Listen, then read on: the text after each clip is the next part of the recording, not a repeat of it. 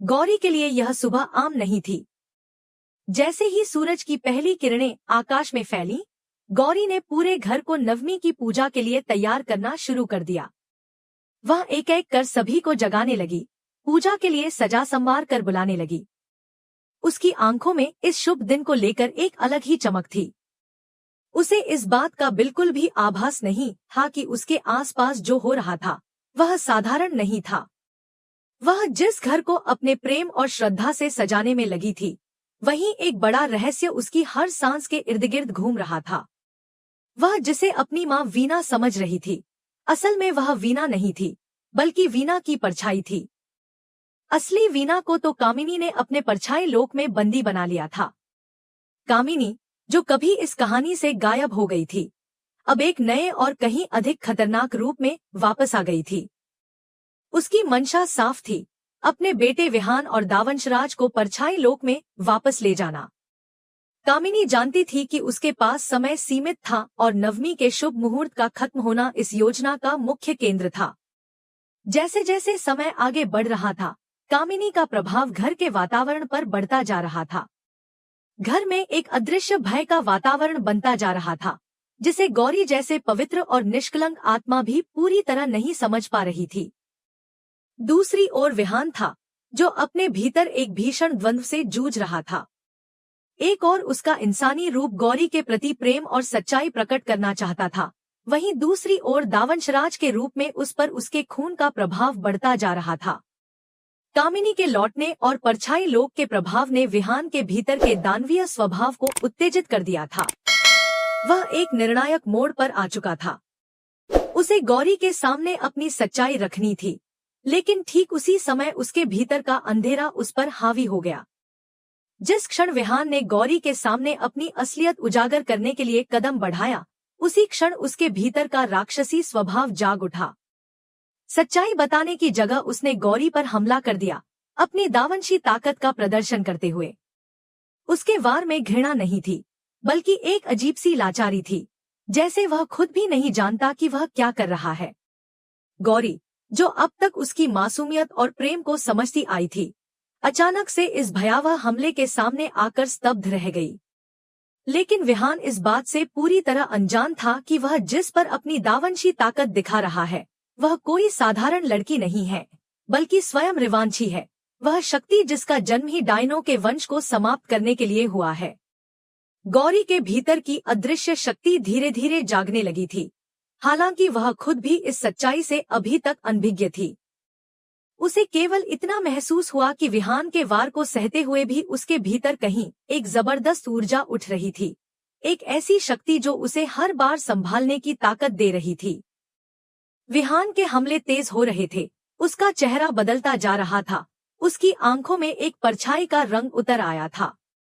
वह अब वो विहान नहीं था जिसे गौरी जानती थी। इसी बीच कामिनी, जो अदृश्य होकर सब कुछ देख रही थी, अपने काले जादू से पूरे माहौल को और भी भयावह बना रही थी। वह जानती थी कि नवमी के शुभ मुहूर्त के समाप्त होते ही विहान पर उसका प्रभाव पूर्ण रूप से हावी हो जाएगा। और ठीक वही हो रहा था। जैसे ही मुहूर्त खत्म हुआ, विहान का असली दावंशी स्वभाव बाहर आ गया। उसके शरीर से अजीब सी ऊर्जा लहरें फूटने लगी, उसकी आंखें पूरी तरह लाल हो गईं और उसकी आवाज में एक अजीब गूंज भर गई थी। गौरी ने भय को खुद पर हावी नहीं होने दिया।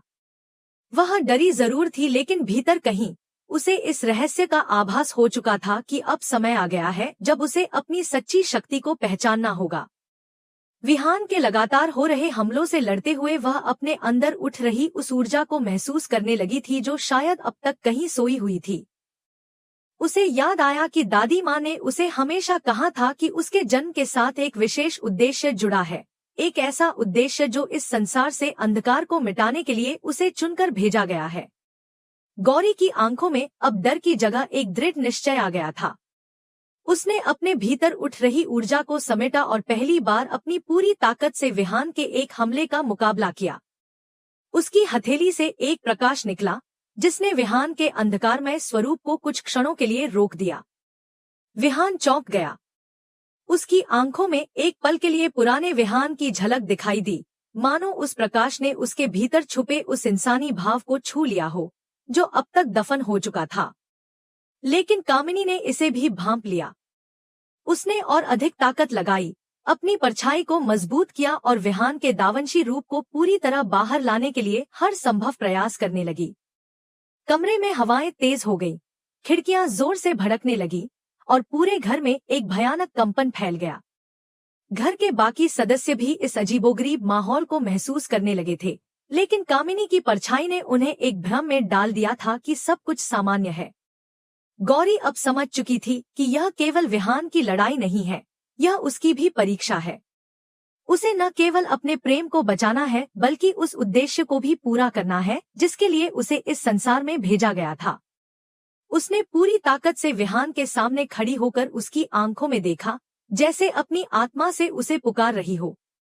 विहान का शरीर कांपने लगा, उसकी चेतना दो भागों में बंट रही थी।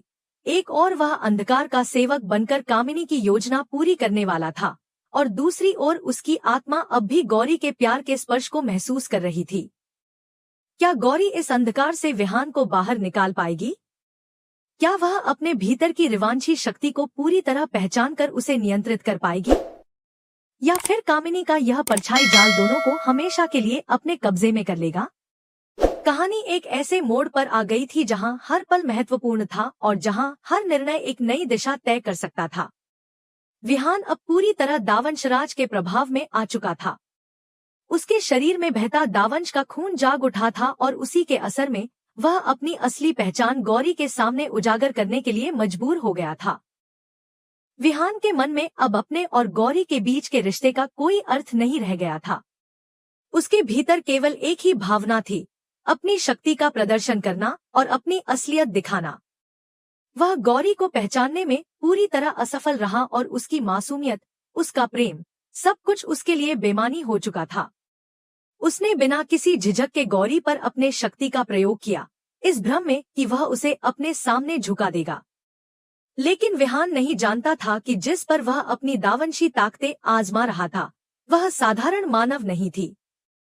गौरी, जो बाहर से नाजुक और मासूम नजर आती थी, असल में रिवांशी थी, एक ऐसी शक्ति जिसे खास तौर पर दावंशों और अंधकार की शक्तियों को खत्म करने के लिए पैदा किया गया था। विहान और कामिनी जैसे दावंशी शक्तियों के सामने भी उसकी शक्ति कहीं अधिक प्रबल और शुद्ध थी। दूसरी ओर कामिनी भी अब पूरी तरह तैयार थी।